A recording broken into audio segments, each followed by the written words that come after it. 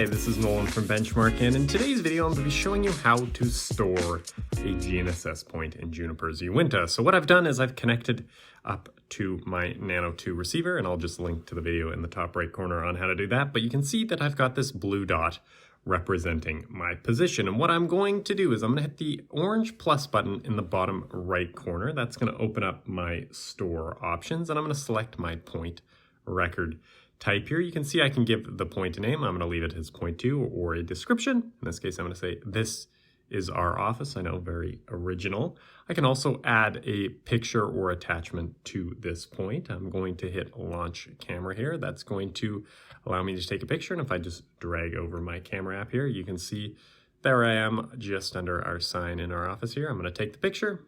That's going to attach it to Uinta here.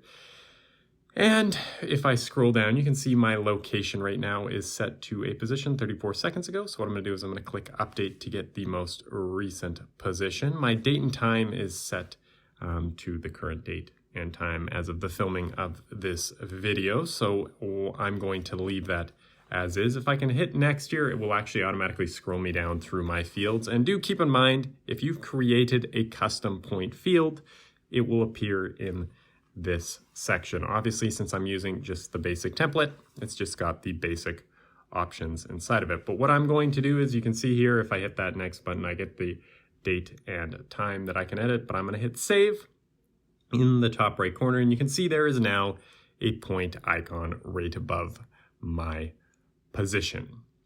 But for now, that is everything in today's video. That is how you use Juniper's Uinta to store a GNSS point in the project.